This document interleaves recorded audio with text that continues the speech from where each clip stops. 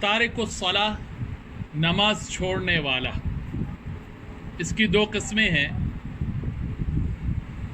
ایک ہے تارک الصلاح استحلالا، نماز چھوڑنے کو جائز سمجھنے والا، اور دوسرا ہے تارک الصلاح تکاسلا، نماز چھوڑنے کو ناجائز سمجھتا ہے لیکن سستی کی وجہ سے نماز نہیں پڑھتا۔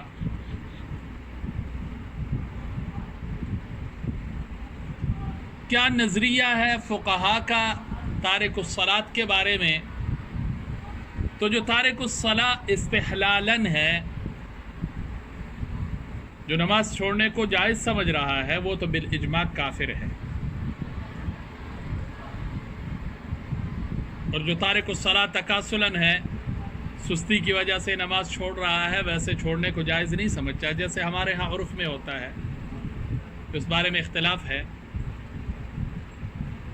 امام احمد بن حنبل رحم اللہ تعالیٰ کے ہاں تارک الصلاح کافر ہے۔ احمد بن حنبل کے ہاں تارک الصلاح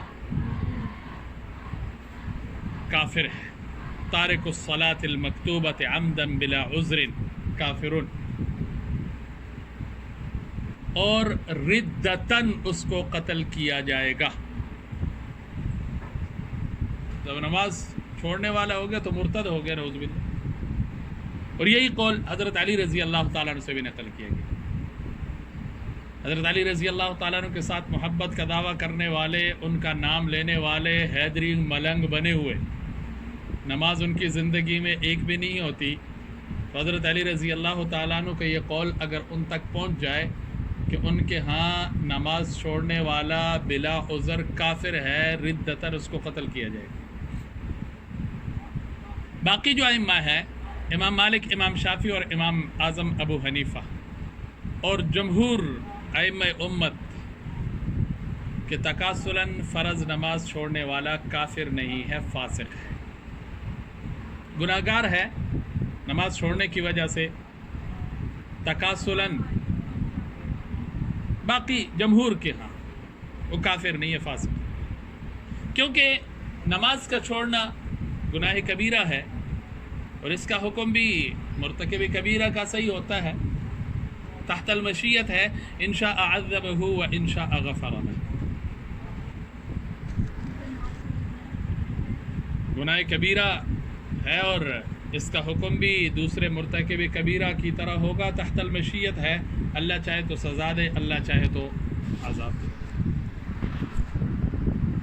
جو قائلین بالقتل ہے، جیسے امام احمد بن حنبل وغیرہ حضرات، اسحاق بن راہویہ ہے، عبداللہ بن مبارک ہے، حضرت علی رضی اللہ تعالیٰ عنہ کا قول ہے، وہ حدیث کے جملے امرت ان اقاتل الناس، اس میں قتال کی غایت اقامت الصلاۃ بھی بیان کی گئی ہے، تو معلوم ہوا کہ نماز نہ پڑھنے والا اس سے قتال کیا جائے گا۔ اور دوسرا استدلال ان کا وجوب قتل پر، فَإِن تَابُوا وَأَقَامُوا الصَّلَاةَ وَآتُوا الزَّكَاةَ فَخَلُّوا سَبِيلَهُمْ، فَإِن تَابُوا وَأَقَامُوا الصَّلَاةَ وَآتُوا الزَّكَاةَ فَخَلُّوا سَبِيلَهُمْ۔ اس سے پہلے مشرکین کا حکم آ رہا ہے، پھر فرمایا اگر وہ توبہ کر لے، نماز کی پابندی کرے، زکوٰۃ دے، تو ان کا راستہ چھوڑ دو۔ تو تخلیہ سبیل کی شرط جو ہے وہ اقامت الصلاۃ ہے، جب تک وہ نماز کی پابندی نہیں کریں گے ان کا راستہ نہیں چھوڑنا۔ تو یہ دو استدلالات ہیں جن سے امام احمد بن حنبل وغیرہ حضرات جو استدلال کرتے ہیں۔ ہماری طرف سے یہ بات ہوتی ہے کہ جیسے قتال کی غایت اقامت الصلاۃ ہے، تو قتال کی غایت ایتاء الزکوٰۃ بھی ہے۔ تو جیسے تارک الصلاۃ کا حکم قتل کا ہوگا، پھر تو اس سے لازم آئے گا کہ تارک الزکوٰۃ کو بھی قتل کیا جائے، حالانکہ کوئی بھی اس کا قائل نہیں۔ زیادہ سے زیادہ اس حدیث سے جو ثابت ہوتا ہے وہ یہ کہ تارک الصلاۃ سے قتال کیا جائے. قتل اور چیز ہے، قتال اور چیز ہے. قتال بمعنی لڑنا ہے، اور قتل ایک طرف سے ہوتا ہے، قتال دونوں طرف سے ہوتا ہے، طرفین سے ہوتا ہے.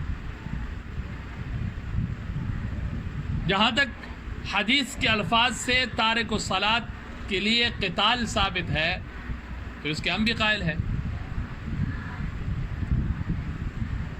حدیث سے جو حکم ثابت ہے تارک الصلاۃ کے لیے قتال کا، اس کے ہم بھی قائل ہے.